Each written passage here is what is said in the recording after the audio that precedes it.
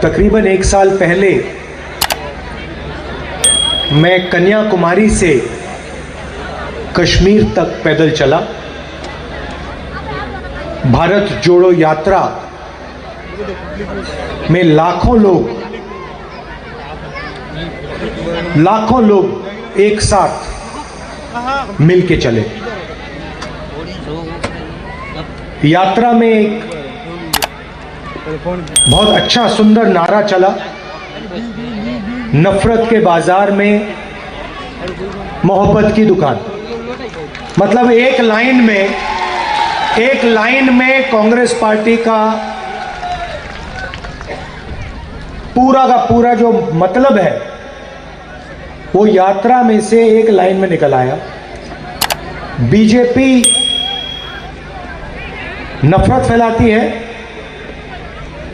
नफरत का बाजार चलाती है और हम नफरत के बाजार के अंदर मोहब्बत की दुकान खोल देते हैं। उनके घरों में, उनके दिल में, उनके दिमाग में कांग्रेस पार्टी घुस के मोहब्बत की दुकान खोलती रहती है। और यही लड़ाई राजस्थान के चुनाव में है। एक तरफ नफरत, हिंसा, दूसरी तरफ मोहब्बत, न्याय, आदर। ये लड़ाई है।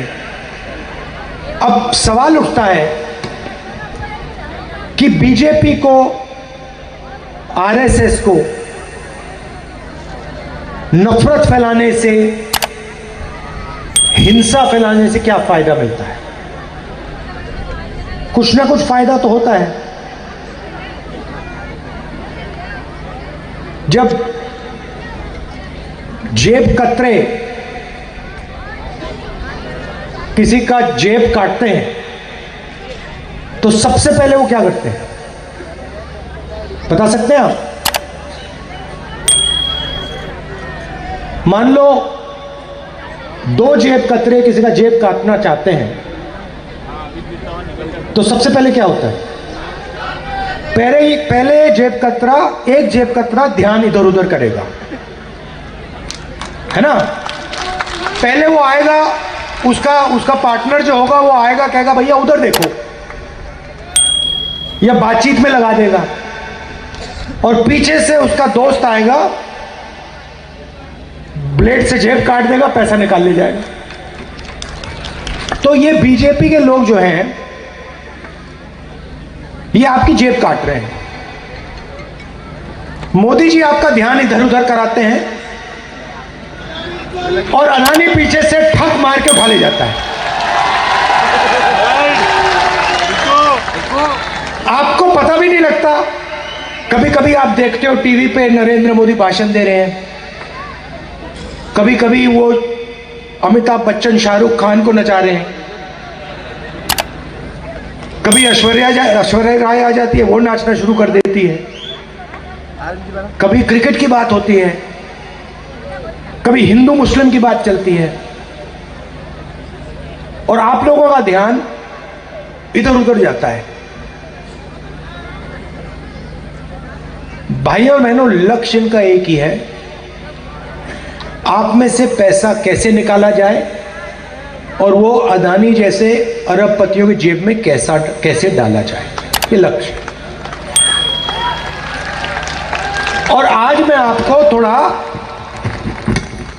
थोड़ी गहराई में ये बताने आया हूं, ये समझाने आया हूं, ये इनका खेल कैसे चलता है।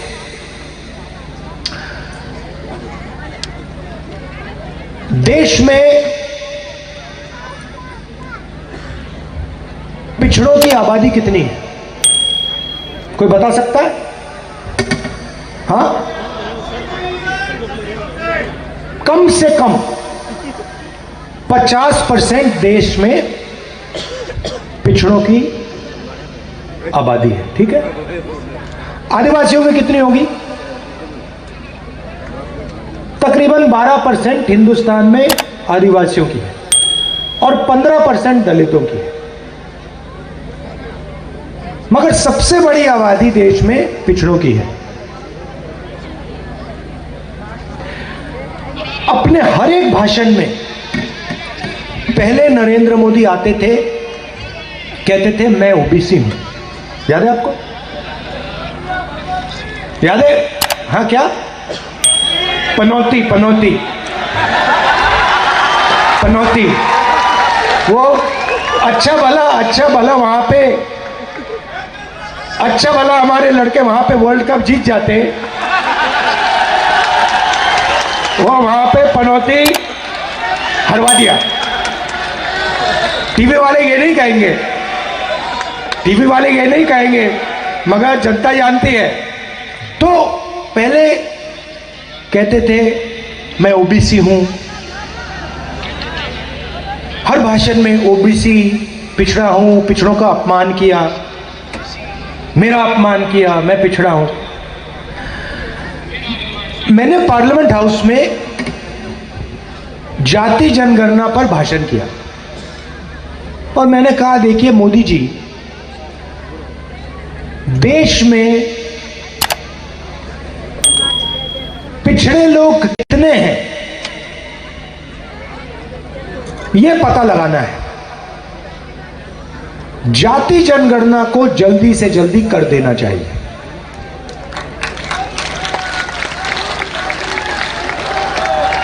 अगर हम भागीदारी की बात करते हैं, आदिवासियों की, दलितों की, पिछड़ों की, गरीब जनरल कास्ट के लोगों की, तो हमें सबसे पहले पता लगाना पड़ेगा भैया आबादी कितनी किसकी है, कितने लोग हैं, दलित कितने, आदिवासी कितने, पिछड़े कितने। तो जाति जनगणना पहला कदम है।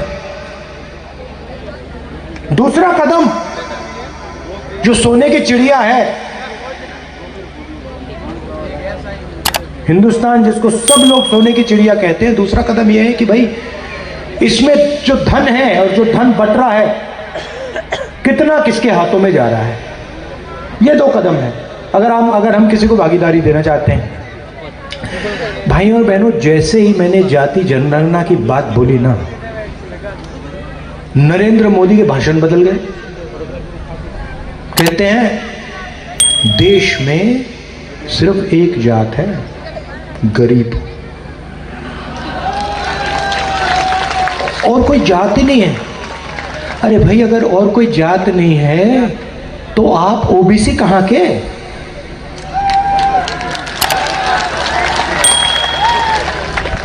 जैसे ही ओबीसी वर्ग को सचमुच में भागीदारी देने का समय आया, नरेंद्र मोदी और आरएसएस कहते हैं देश में कोई जात नहीं है, सिर्फ गरीब है। चुनाव जीतने के लिए 24 घंटा कहते मैं ओबीसी हूं। 12,000 करोड़ का हवाई जहाज में उड़ते हैं, हर रोज नया कपड़ा पहनते हैं। कभी देखा आपने नरेंद्र मोदी को? हर घंटा, हर 2-3 घंटे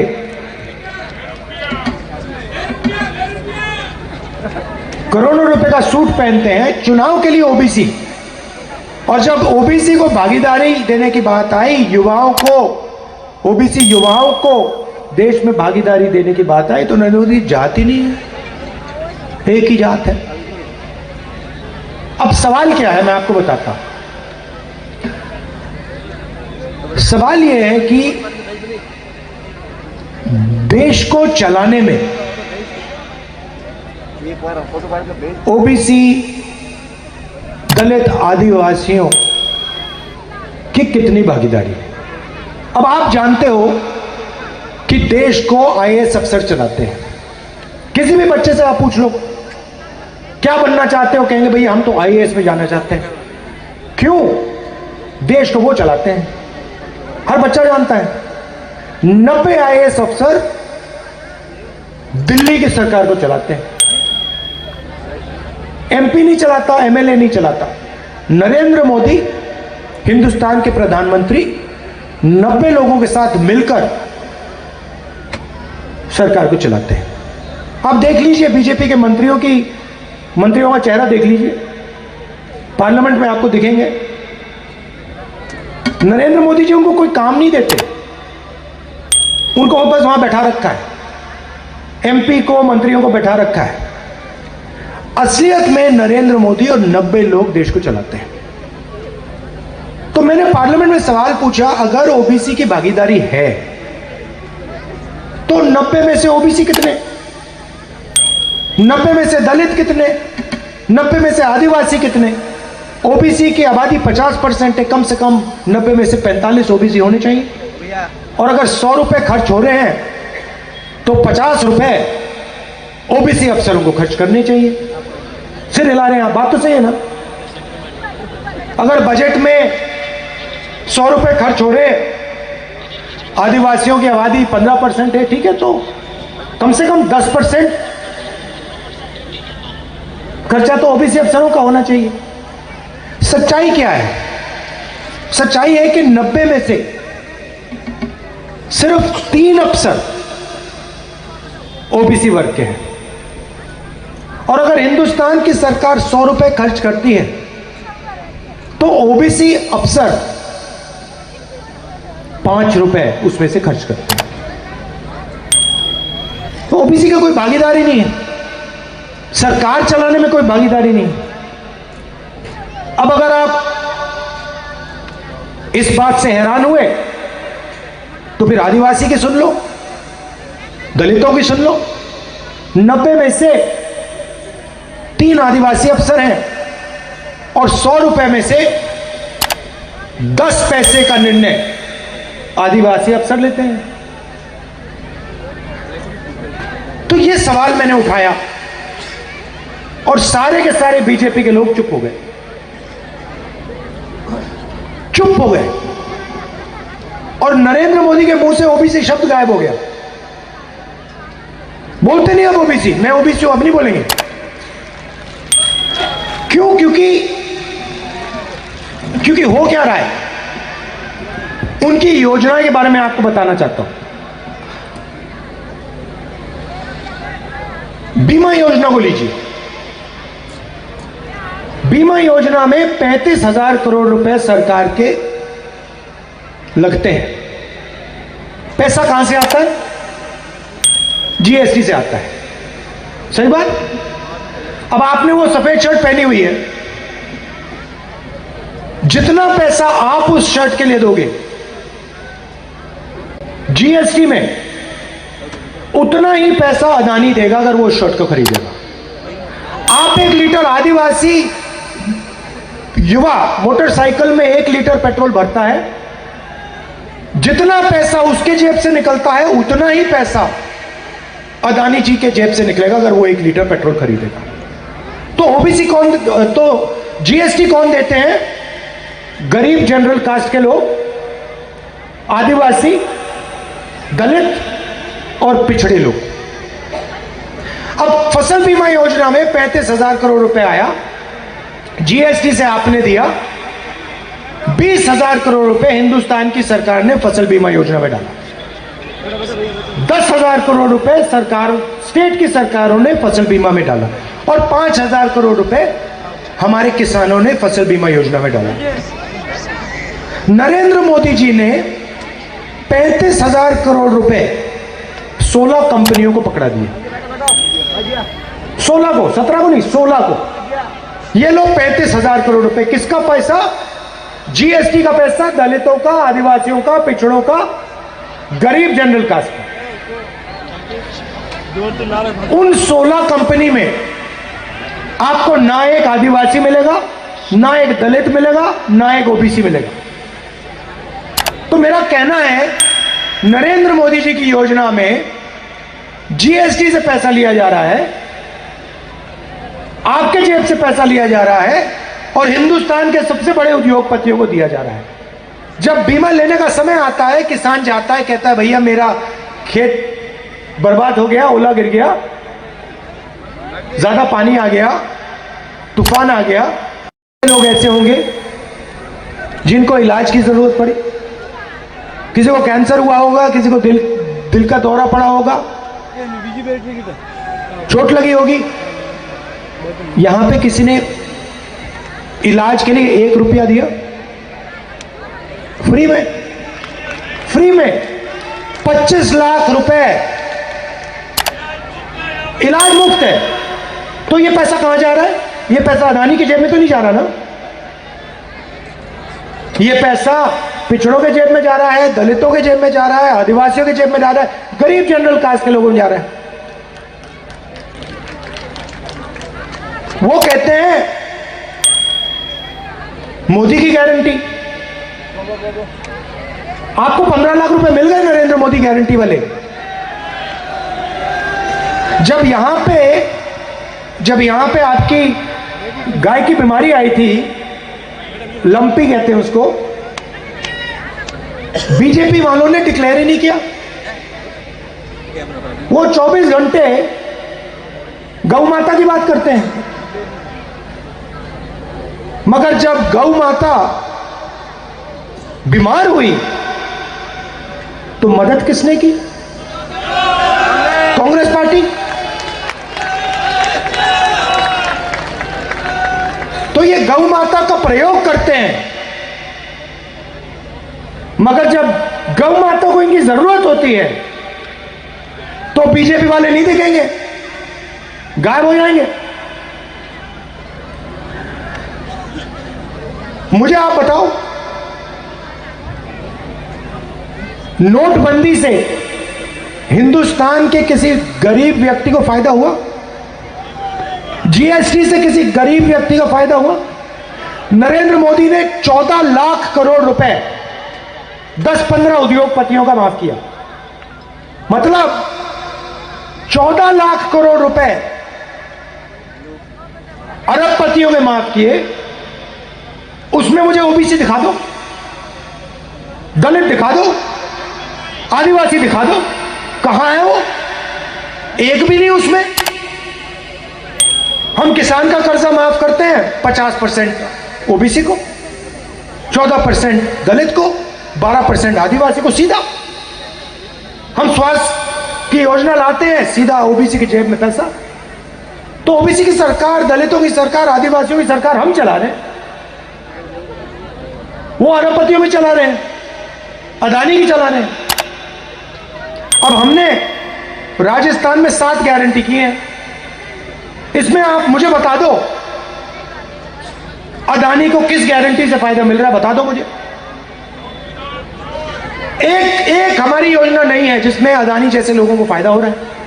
मनरेगा से अदानी को फायदा नहीं होता, भोजन के अधिकार से नहीं होता, पैसा कानून से नहीं होता, जमीन अधिग्रहण बिल से नहीं होता। वो कर्जा माफ करते हैं 14 लाख करोड़ रुपया, नोटबंदी करते हैं, जीएसटी करते हैं, किसान के कानून ले आओ उठा के। पूरा का पूरा फायदा अदानी जी के लिए करा। वो शुक्र है किसान खड़े हो गए, रोक दिया उन्होंने। कांग्रेस पार्टी खड़ी हो गई, हमने रोक दिया, नहीं तो भारी नुकसान होता है हिंदुस्तान के सब किसानों का। तो हमने 7 गारंटी की हैं, और शायद सबसे जरूरी गारंटी ये जो हमारी महिलाएं बहनें आई हैं, माताएं आई हैं, आपके लिए है। राजस्थान के हर घर में एक महिला को 10,000 रुपए साल के बैंक अकाउंट पे कांग्रेस पार्टी डालेगी।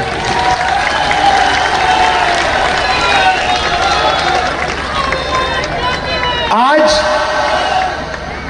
राजस्थान की माताएं बहनें 1200 रुपए का सिलेंडर खरीद रही हैं। नरेंद्र मोदी आए थे, यूपीए की सरकार 400 रुपए का सिलेंडर था, कहते थे वो देखो 400 रुपए का सिलेंडर हो गया। उनके समय 1200 का हो गया। किसी भी भाषण में नहीं कहते कि भैया 1200 का सिलेंडर है। चुनाव के एकदम बाद कांग्रेस पार्टी की सरकार जैसे ही बनेगी, वैसे राजस्थान में 500 रुपए का सिलेंडर हम दे देंगे।